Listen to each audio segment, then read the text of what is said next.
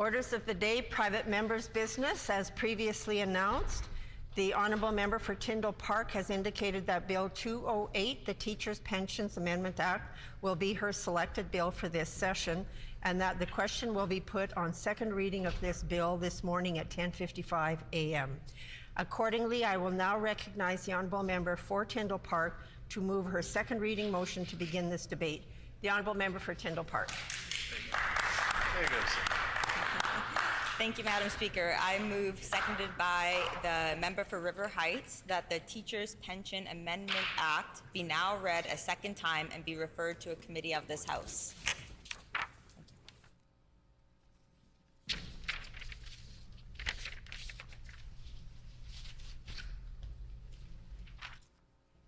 It has been moved by the Honourable Member for Tyndall Park, seconded by the Honourable Member for River Heights, that Bill 208, the Teachers' Pensions Amendment Act, be now read a second time and be referred to a committee of this House.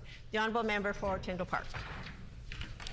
Thank you, Madam Speaker, for the opportunity to rise this morning and speak to Bill 208, the Teachers' Pension Amendment Act.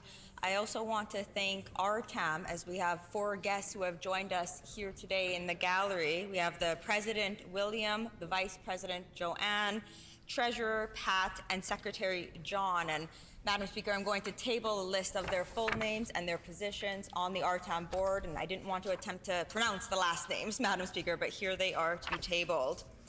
I also want to quickly thank the Minister of Education as well. I know him and I had the opportunity to speak yesterday, and he has been very gracious with his time as far as helping me with my education critic role, as well as constituency business in the role of education.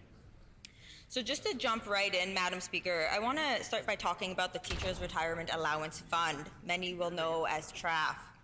TRAF is governed by a board that oversees operations, acts as a trustee of the funds, and ultimately is responsible for the administration of Teachers' Pensions Act. The board itself has 10 scheduled meetings a year and oftentimes meets on special occasions throughout the year as well, Madam Speaker. Now, this legislation derives from all the hard work that RTAM has done, and I know every member in this House is familiar with the Retired Teachers Association of Manitoba because they have been very diligent in ensuring that they've met with the different caucuses over the years, which I'm going to talk a little bit more about to come, Madam Speaker. They also represent over 10,000 members here in Manitoba. That's across the entire province, 10,000 members of RTAM, Madam Speaker. That is very telling in and of itself.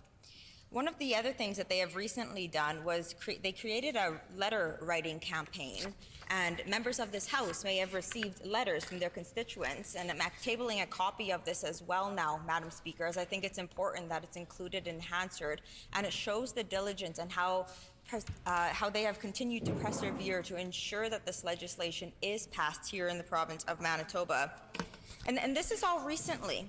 If we go to the background of the legislation, Madam Speaker, we can talk about how RTAM and this very idea has actually been on our radar here in this House for over 2 decades. It was actually first introduced in 2006 when the PCs were in opposition, Madam Speaker, and our current Premier, when she was the MLA for Tuxedo and the education critic, she was the first one to introduce the legislation here in these chambers. And Madam Speaker, you actually seconded the legislation as well. And so we've seen it introduced in 2006, and I just want to go back to Hansard here.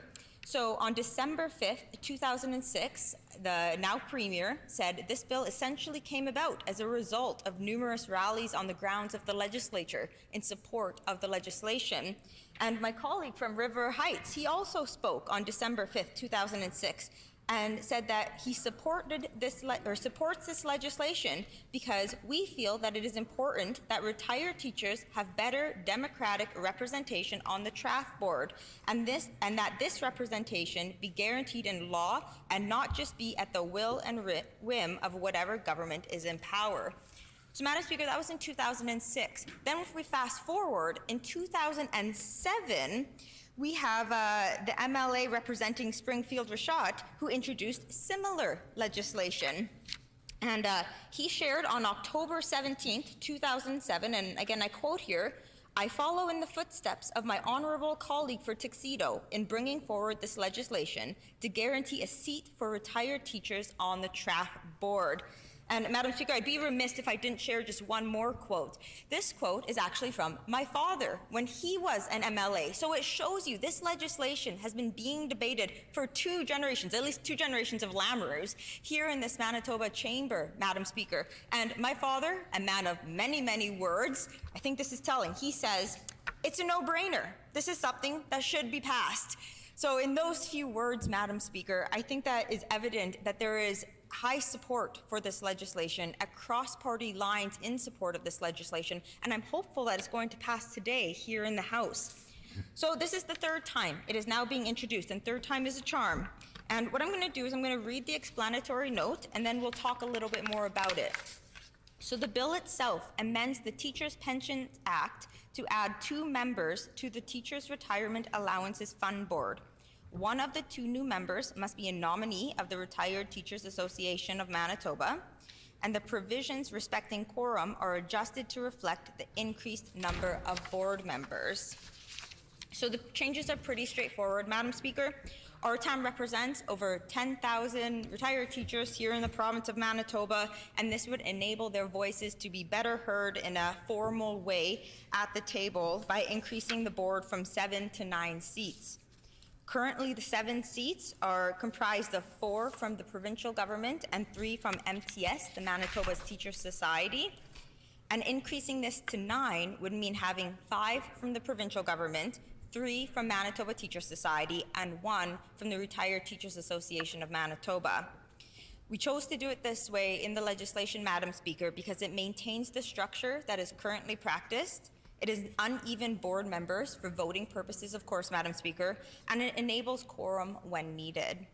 So, Madam Speaker, this legislation is important because RTAM has, as I've mentioned several times now, over 10,000 members here in Manitoba whose voices deserve to be heard and who we could be learning a lot from with respect to our education system here in Manitoba. And in addition to this, most pension plans have an array of voices around the table, and TRAF should too. If we look at our nursing unions, Madam Speaker, they have many retired nurses on their board. Why don't we have a retired teacher on our teachers board, Madam Speaker? So with those few remarks, I want to take as many questions as I can, and I'm hopeful that members will speak in favor to the legislation. It will be going to a question at 10:55, I understand, and hope to have unanimous support. Thank you, Madam Speaker. The House ready for the question?